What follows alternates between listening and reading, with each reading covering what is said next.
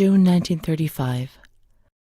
After much theorizing and practice in clinics for the privileged, the moment for action has finally arrived. Volterra is the right place. It's an avant-garde hospital, the perfect place for a doctor who really wants to make a difference. November 20th. Crossing the threshold of the asylum was similar to entering another dimension. A world of smells, noises, and images which it is almost impossible to imagine, describe, or explain. August 1936. The situation is similar to that in many other institutions. The department is overcrowded. Hundreds of patients are supervised by a handful of nurses who are forced to tie the more distressed ones to their beds or to radiators. They do 24-hour shifts. It's impossible to work like this. We doctors rarely see the female patients, and it's the nurses who tell us what's happening to the women.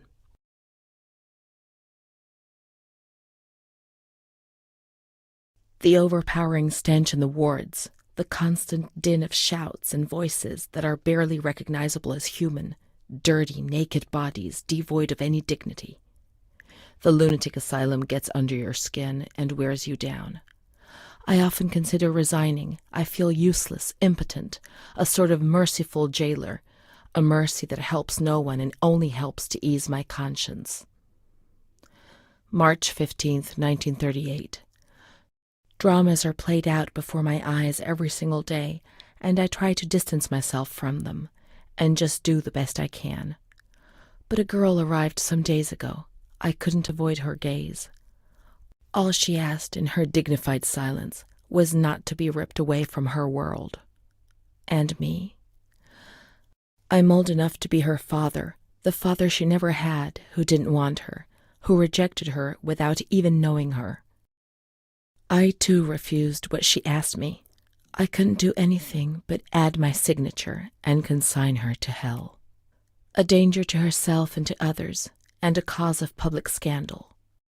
This was what was written on the accompanying note from the police headquarters. It was difficult not to agree with it.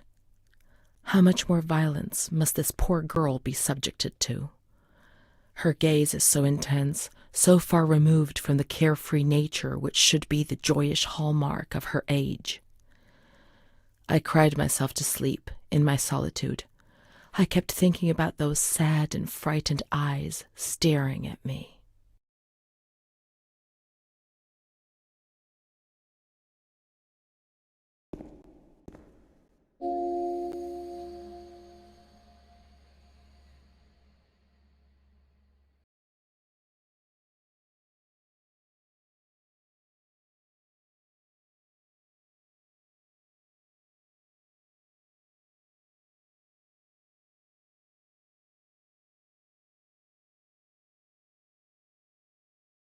My name is Renee.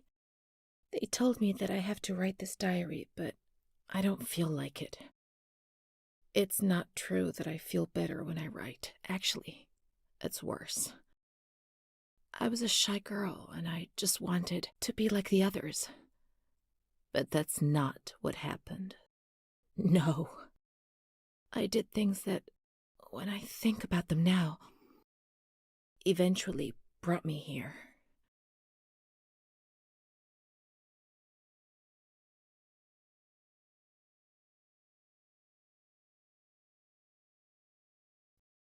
Everything started with that damned light. It happened for the first time when I was still a little girl. I was 6 or 7. I was walking outside school when suddenly the noise started to melt into an indistinct rumble. The light increased out of all proportion and everything lost its meaning. I could no longer recognize anything. Objects, people, words, not even myself.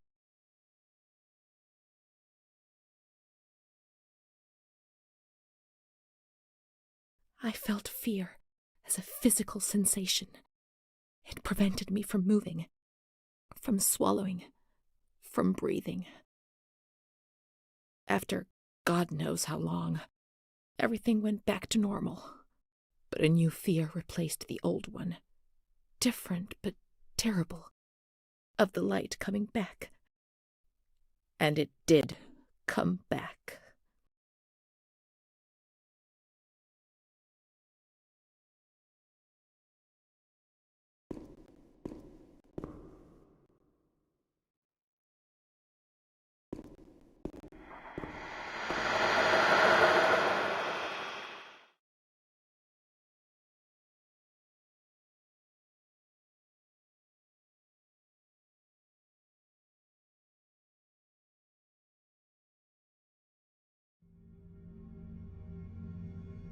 March 12th, 1938. Renee T., 16 years old. Menstruation at age 12. Housewife. Father unknown. Mother a seamstress. Admitted in observation yesterday morning from Pontedera, accompanied by a police officer authorized by the examining magistrate of the Court of Pisa to be admitted for a psychiatric evaluation, which I have carried out. Medical certificate. Mental illness preceded by warning signs. Has suffered from depression for a year, believing she had tuberculosis. Food deprivation. We can't read this document. It is forbidden. We mustn't. If they find out, there will be trouble.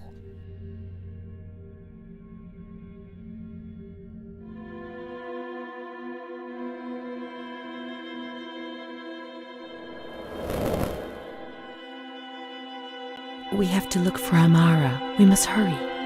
We have to follow the memories and make sure they don't fade.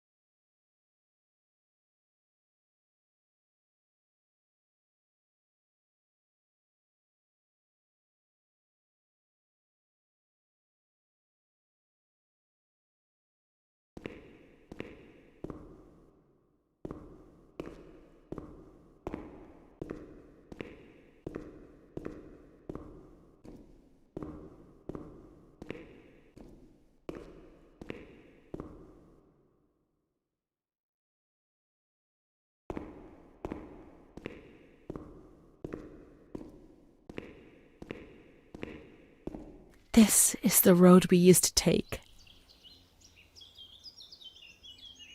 If it weren't for her, in the grounds on that bench in spring, so many days. It was an escape, watching nature around us as she talked and smiled. And then there were the kitchens. Sometimes we stole food and ran back to the bench to eat it in secret, and we laughed.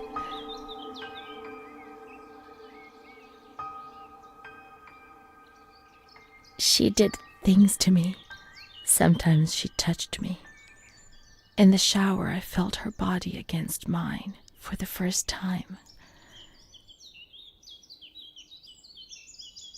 It was a shiver that warmed my soul. Eyes closed, the light slipped away.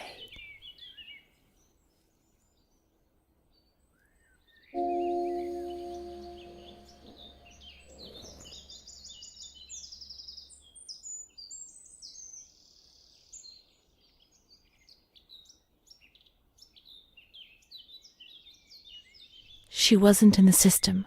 He wouldn't let her in. That's it. She must be the key to my memories, to the reasons why.